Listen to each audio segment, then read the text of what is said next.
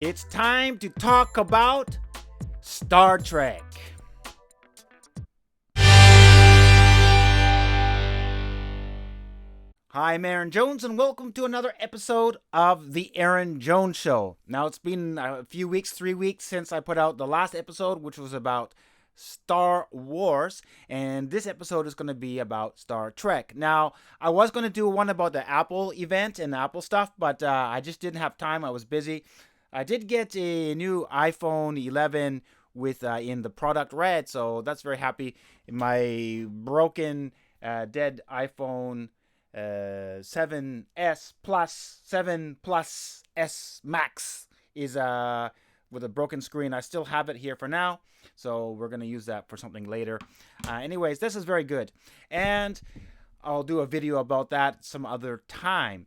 And well, when I did the Star Trek or Star Wars video, I was wearing a Star Trek shirt. Well, I'm doing the Star Trek video, so like I said, I will wear a Star Wars shirt. So here I have I am Luke Skywalker, I'm here to rescue you shirt for this video. So enough of this rambling, let's talk about the state of Star Trek. So Star Trek, what do I think of Star Trek and how it is going on today? Well, let me give you a little bit of a history of my relationship with Star Trek. My first exposure to Star Trek was Star Trek to The Wrath of Khan. This is the first Star Trek thing I kind of remember, other than the very first movie that I went to see in the movie theater. My father took me when I was very young, like too young to enjoy it. That was Star Trek the Motion Picture. I saw that in the movie theater, but within probably about 5 minutes, I fell asleep. Now, I remember some of the beginning of that movie as a child sitting in there. I remember Spock. I remember the beginnings of that movie, but somewhere between that and the end of the movie, I have fallen asleep. How old was I? I was probably five years old or something like this. I can't remember when that movie came out. Let me check that on here, and I'll edit that searching out. So, according to Google, Star Trek the Motion Picture was 1979. Yeah, so I was 4 years old. And yeah, I fell asleep right away. And but so that wasn't in there. I remember seeing it because it was my first experience in the movie theater, but I really enjoyed it. One thing I forgot today is today's alcohol. Today is Strong Zero Double Orange. So before I keep going, gotta get this going. Yeah, okay, that's enough for now. Okay, so the first Star Trek movie I saw was Star Trek the Motion Picture, but I don't remember it. I was 4 years old and I fell asleep within the first 10 minutes. And if you've seen that movie, it's hard to fall asleep. It's hard not to fall asleep. It's got great visuals, but then, but it is a great movie. I enjoy it now as an adult. But the first Star Trek thing I actually remember and I watched over and over, along with Star Wars, A New Hope, was Star Trek II, The Wrath of Khan. That's a great movie. It's one of my favorite movies, and I can watch that movie any time. So that was, I got into the characters. I knew the characters. I didn't know the backgrounds. Of course, I learned Kirk and Spock, and of course, seeing that, I didn't realize who Chekhov really was, because he's in the movie, and then he gets a thing put in his ear, and then he remembers, for some magical reason, he remembers who Khan is, even though he wasn't in the first season of Star Trek, the original Star Trek series, that episode appeared with Ricardo Montalban, and suddenly, and Chekhov remembers, but Chekhov wasn't on the Enterprise. I guess there's some kind of side stories that kind of explain that. But anyways, enough of that. I love that movie. And then in the late 80s, of course, Star Trek The Next Generation came out. And before then, I never really watched the original series. I just watched the movies, but I never really got into the original, actually, TV series. I had watched episodes when they were on TV, but I never watched all of them at that point. Just kind of, if it was on TV, I watched an episode. But when Star Trek Next Generation came on, about 3 seasons in when I started watching it, and I started really getting into Star Trek. And after Star Trek The Next Generation, then, of course, there was the Deep Space Nine. I really enjoyed that one. And then after that one, of course, it was the Voyager, which I enjoyed. Some people don't like Voyager. I actually enjoy Voyager. And then there's some Star Trek movies, like Generations. Okay, First Contact, I enjoyed that movie. I enjoyed Contract. And then what was the other one? The other one I don't like, the one with the mask, people's masking. I didn't really care for that one. Insurrection, I think. No, that's not the Insurrection. Yeah, Insurrection, and then Nemesis. Nemesis is okay, but the best one for me is the First Contact. I think a lot of people of the new next generation movies, the First Contact is the best one. And then, of course, we have the J.J. Abrams movies. Now, the first one is good. I enjoyed that. Second one, not so much. It doesn't feel so much Star Trek-y. The third one I saw only once, but that was kind of good. It was kind of Star Trek-y. I even forget the name because it's not so memorable. I wasn't so into those Star Trek movies, but I want to see them, and I saw them once or twice. The original Star Trek, the J.J. Abrams Star Trek movie, I've seen several times. The second one, Into Darkness, I've seen only 2 times. And then the third one, I forget the name, I've seen 1 time, like I said. But it wasn't a bad movie. It was good. It was more Star Trek-y than the second one was. It's strange. Anyways, we kind of put that out of sight. And then we have Discovery. Enterprise. I also enjoyed Enterprise. Mostly Enterprise. I didn't really see all of it until after I moved to Japan, and I watched it on. It was on Netflix or Hulu when it first originally came out here. I watched it there, and I enjoyed it. Some people don't like it, especially the last couple seasons. I really enjoyed it, and it kind of seems like it got its motion going, and then it was canceled.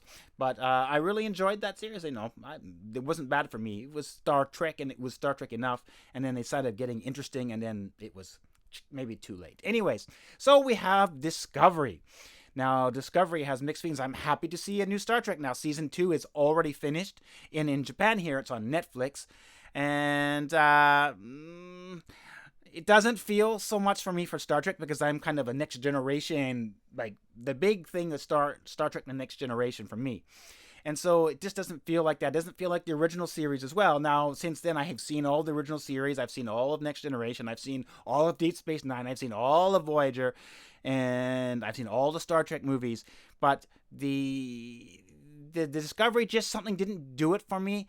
I don't know. It doesn't seem like it was exploring and going. It just fit. I watched it. Okay. Second season seemed like interesting, and now maybe they're going to fix it because, spoiler alert, ding, ding, ding, they're going into the future. And so that way they can do it. Because doing this prequel stuff, it's been probably rung around on the internet a lot. You can't really do anything with this because you kind of have to change canon and retcon stuff. And I don't like that. I don't like that. A lot of fans don't like that. Don't retcon stuff. Because, it's dumb. Make something new. And I've always waited for something new, a new starship. It doesn't have to be the Enterprise. It could be something else. And have a new captain. Which they haven't really done yet. So even Star Trek has a new ship, but there isn't like a captain and a thing. It's like, it's Michael Burnham, and then you have like Pike, which was really good because he's from the original. But like, and the feeling isn't Star Trek. For me anyway. Some people like it. If you like it, that's good. I don't think you're stupid for liking Star Trek's Discovery, because I think there's an audience that will enjoy that. And we come to Picard. Picard's coming out next year. I was hoping this year, but it's coming out this year, and I'm really kind of worried about this series. And I hope it's good because I really like Star Trek and I like Picard. He's like my favorite character, and I'm worried. The trailer looks good. It looks good. You got Jerry Ryan. You got 7 of 9 looking really hot, and even though she's from Voyager and they never actually met on screen before, and Data, bloated Data. But it's not actually probably Data because Data was exploded. It's my prediction about that is that's the holodeck, and then that's him. That's Picard put Data in the holodeck, and he's just kind of he feels guilty for what happened at the end of Nemesis when Data, spoiler alert, is exploded into space, into a ship that exploded and killed. He sacrificed himself to save Picard. So we have this, which is what I think is going to be here. But how they're going to do this, and then are they going to, I hope they don't destroy the character Picard. Now, they said that he's going to be a different kind of Picard, and that's okay. He's a different kind of Picard. It's okay, as long as it fits with the character that we have. Because, of course, he's going to change. This is 20 years later. All kinds of things has happened. Romulus apparently has exploded because they're going to kind of tie this in with the J.J. Abrams movies in some sense, it seems like. So, but if this character Picard is an older progression that's really feels like Picard, this is going to be a good series, and hopefully they don't wreck it with a lot of political stuff. No, Star Wars is good with political stuff, but they did it in a smart way, and the new ones are not so smart about it. They just kind of put it there, like this, was it season 2 episode where they have the mansplainer and they just kill him off? It's like, that wasn't subtle at all, was it? That was just like, yeah, it's not. You have to be smart about this writing. Now, I can't write anything. I'm not a very good writer. I'm a blabber who talks on the internet. And anyways, I'm really hoping and looking forward to Star Trek, and I hope Star Trek will find its footing again. And I'm worried about Star Trek season 3. I'm interested in seeing what they do with the Captain Pike series if they make it, but I don't want them to go back and kind of bring out old characters back again. I want them to make something new. And I heard that this Orville is really good, but I can't see it in Japan, so I haven't seen it. I want something like that where they're going to have a new series with a new ship, new space station, and they do something interesting and new, like with Deep Space Nine. Something like that would be fine. Do something new in the newer time zone, new 20 years later, like they're doing with the Picard, but do with a new crew, new ship. You can have characters come in, but let's do something new and make Star Trek interesting and bring new characters and stuff again. Anyways, that's my thought on Star Trek, and I hope that this year, if Picard is good, I'll be happy. If Picard is bad, all my franchises are dead. I'm such a crappy, whiny fanboy. Anyways, that's enough for today, and I'm gonna have some videos coming out again soon. I'm also going to go to Canada in November for 2 weeks, so if I can do videos when I'm there, I'm not sure yet. We're gonna work that out somehow. Anyways, that's enough for today. So what do you think of Star Trek? What do you think about the future of Star Trek? Are you looking forward to the Picard series? Are you worried about Discovery Season 3? We're going to find out very soon. It's coming up in the next year, in a few months. So let me know what you think down in the comments.